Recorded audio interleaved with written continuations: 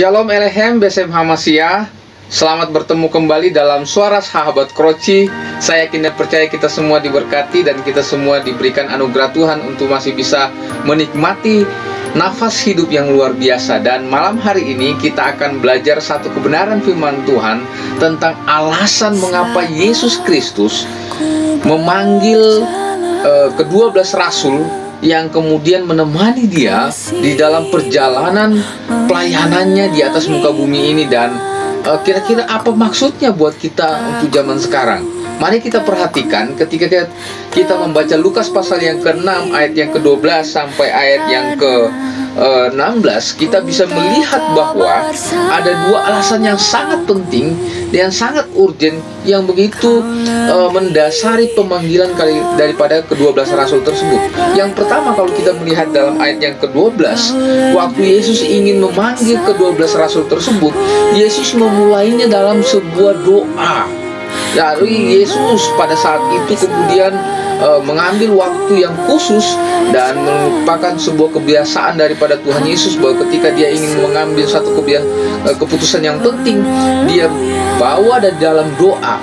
Tetapi yang menarik adalah ketika Yesus ingin memanggil 12 rasul tersebut, Yesus kemudian melakukan sebuah doa yang dilakukan semalam-malaman kepada Allah. Apa artinya?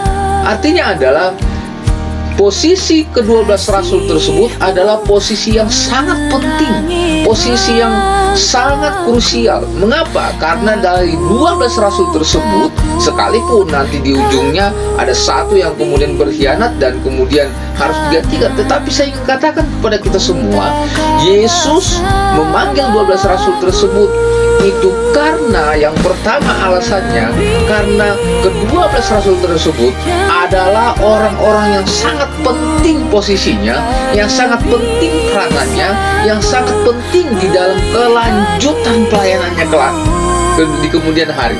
Mengapa demikian? Karena Yesus ketika mau memanggil ke-12 murid tersebut dan yang kemudian menjadi rasul, Yesus membawanya dalam doa, dalam kesungguhan yang luar biasa, dalam pertimbangan yang begitu matang dan yang tidak main-main, yang tidak asal-asalan saja. Tetapi hari ini ketika kita membaca kebenaran firman Tuhan ini, kita bisa melihat bagaimana posisi 12 rasul tersebut sangat penting bagi Yesus, sangat penting bagi kelanjutan pelayanan Tuhan. Dan bahkan kita melihat bagaimana perjuangan ke-12 rasul tersebut di dalam kehidupan mereka, di dalam kelanjutan pelayanan, sekalipun Yesus secara fisik tidak ada lagi di atas muka bumi. Tapi saya mau katakan kepada kita semua, hari ini saya dan Bapak Ibu dan Saudara semua dimanapun Anda berada, Suara Sahabat Kroci, saya mau katakan kita dipanggil menjadi pengikut Kristus karena kita sangat penting bagi Dia. Kita sangat penting di dalam kelanjutan pelayanan Tuhan. Sekalipun Tuhan bisa saja menggerakkan malaikatnya, sekalipun Tuhan Yesus bisa melakukan dengan cara yang lain, tetapi saya mau katakan kepada kita semua, hari ini kita bisa ada dalam tempat ini, hari ini kita bisa ada menjadi pengikut Kristus karena kita sangat penting bagi Dia. Karena itu saya mau ingatkan kepada kita semua, mengajak kita semua, ingat bahwa kita itu sangat penting di hadapan Tuhan. Alasannya karena kita menjadi kepanjangan tangan Tuhan, kita menjadi alat Tuhan untuk kelanjutan pelayanan Tuhan ke depannya. Haleluya, puji Tuhan. Karena itu bersyukurlah ketika kita dipanggil menjadi pengikut Kristus, apalagi di dalam melayani Tuhan. Oh, luar biasa. Saya mau katakan kepada kita semua, ini adalah keputusan yang luar biasa. Itu mengapa alasannya Tuhan Yesus memanggil 12 rasul tersebut, karena 12 rasul tersebut sangat penting. Apalagi kita yang hari ini mengikut Yesus, mengambil keputusan untuk mengikut Yesus, melayani Dia. Saya mau katakan itu adalah hal yang luar biasa, karena kita sangat penting bagi Tuhan. Kita sangat penting di dalam kelanjutan pelayanan Tuhan. Karena itu persiapkan dirimu, benahi dirimu, benahi karaktermu, benahi akan pelayananmu supaya engkau bisa menjadi bagian dari sebuah rencana dan misi agung yang luar biasa. Haleluya, puji Tuhan. Itu yang pertama. Yang kedua, saya mau katakan kepada kita semua, alasan mengapa Yesus kemudian memanggil ke-12 rasul tersebut dan apa aplikasinya buat hidup kita. Yang kedua adalah karena kita ini adalah rekan kerja Tuhan Yesus. Kita adalah bagian dari pekerjaan Tuhan Yesus yang merupakan satu teamwork, satu tim kerja. Di mana di dalam satu tim kerja itu kita adalah orang-orang yang memiliki peran masing-masing yang Tuhan anugerahkan dengan talenta dan karunia, dengan berbagai macam kelengkapan hal yang luar biasa dalam hidup kita. Dan karena itu saya mau katakan kepada kita semua, 12 rasul tersebut yang diangkat oleh Tuhan Yesus, mereka punya latar belakang yang berbeda-beda. Mereka punya gaya kehidupan yang berbeda. Tentunya pelayanan mereka juga berbeda-beda. Dan saya mau katakan kepada kita semua, dari 12 rasul tersebut, sekalipun nantinya Yudas Iskariot harus kemudian berbelot dan kemudian mengkhianati Tuhan Yesus, dan teks tersebut juga mengatakan dalam ayat 16. Tapi saya mau katakan kepada kita semua, ayat-ayat tersebut menunjukkan bahwa Yesus membutuhkan tim kerja, membutuhkan teamwork yang harus kompak, yang harus benar-benar memahami kehendak Tuhan. Dan saya mau katakan hal yang luar biasa dari ayat yang ke-13 sampai ayat 16. Kita bisa melihat bahwa Yesus ketika memilih 12 rasul tersebut, Yesus dengan sangat berhati-hati, dengan penuh harapan. Dan ketika itu Yesus melihat bahwa oh iya, 12 rasul tersebut punya kelebihan, punya kekurangan, dan itu menunjukkan bahwa mereka adalah manusia biasa. Mengapa demikian? Saya mulai berpikir, kenapa Yesus tidak melibatkan malaikat di dalamnya? Kenapa Yesus tidak mencari orang yang sempurna saja, yang sudah pengalaman, yang sudah mengetahui banyak hal? Kenapa Tuhan Yesus tidak melibatkan orang-orang Farisi? Kenapa Tuhan Yesus tidak melibatkan ahli Taurat?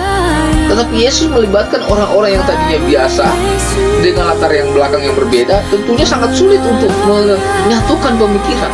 Tapi itulah Yesus. Yesus tahu bahwa dari keterbatasan tersebut, Yesus ingin membentuk satu tim kerja yang luar biasa, yang kompak, yang sungguh-sungguh mengasihi Tuhan, yang memahami dan mau menerima perbedaan, dan sekalipun dalam perbedaan mau bekerja sama. Hal yang luar biasa diajarkan Tuhan Yesus, luar biasa sekali. Karena itu Bapak Ibu dan Saudara, ketika engkau dipilih Tuhan untuk kemudian menjadi pengikut Kristus, kemudian engkau melayani Dia, kemudian engkau sungguh-sungguh di dalam Tuhan, dan engkau dipilih untuk kemudian menjadi bagian dari rekan kerja Allah, dari sebuah misi yang agung, saya mau katakan itu adalah langkah yang luar biasa. Karena apa? Engkau adalah bagian dari satu teamwork yang luar biasa yang Tuhan inginkan. Haleluya, puji Tuhan. Dan saat ini saya mau katakan kepada kita semua, Tuhan memilih kita itu karena punya maksud dan rencana yang luar biasa, yang kadang di luar akal pikiran kita. Tetapi saya mau katakan, ketika kita memahami rencana Tuhan dalam hidup kita, maka yakinkan dirimu, pasrahkan dirimu, buat dirimu takluk di hadapan di depan otoritas Tuhan, supaya engkau dipakai luar biasa. Karena dengan keterbatasanmu, dengan kekuranganmu, Tuhan bisa mengubah semuanya menjadi sesuatu kekuatan yang luar biasa. Dan saya mau katakan, kunci keberhasilan Tuhan Yesus dalam melayani adalah karena di tengah-tengah keterbatasan murid-muridnya, di tengah keterbatasan manusia, Dia hadir untuk menyempurnakannya semua. Karena itu ketika kita merasa tidak kuat, kita merasa lemah, kita merasa bahwa masalah ini begitu banyak, saya mau katakan, hadirkan Tuhan Yesus di dalam sebagai satu-satunya tujuan kita untuk memuliakan nama Tuhan Yesus. Maka Dia akan mengubah semua masalahmu, Dia akan mengubah semua problemmu atau segala pergumulanmu menjadi sebuah sukacita. Karena apa? Engkau adalah bagian dari kerja dan rencana Tuhan dalam sebuah misi yang agung. Haleluya, puji Tuhan. Malam hari ini, dua alasan penting mengapa Tuhan Yesus memilih 12 rasul tersebut dan juga memilih kita. Karena kita yang pertama adalah sangat penting bagi Tuhan, sangat berharga bagi Tuhan. Dan yang kedua, karena kita ini adalah rekan kerja Allah yang sangat penting juga untuk membantu, untuk mendukung pelayanan Tuhan. Jadi kelanjutan pelayanan Tuhan juga tergantung bagaimana manusia meresponnya, bukan hanya Tuhan saja. Karena tidak bisa kita kemudian memaksa Tuhan untuk melakukannya jika kita tidak mau meresponnya. Haleluya, puji Tuhan. Saya harap, saya yakin dan percaya pada saat ini kita bisa bersama-sama menganalisa, apakah saya berharga di hadapan Tuhan, apakah saya termasuk dalam tim worknya Tuhan. Supaya apa? Supaya kita kemudian membangun diri kita semakin indah, semakin bersyukur, semakin luar biasa bersama dengan Tuhan. Haleluya, puji Tuhan. Shalom Elohim Besem Hamasia. Tuhan Yesus memberkati suara sahabat Kroci dimanapun berada. Mari kita bersemangat. Haleluya, puji Tuhan. Haleluya, haleluya. Amin.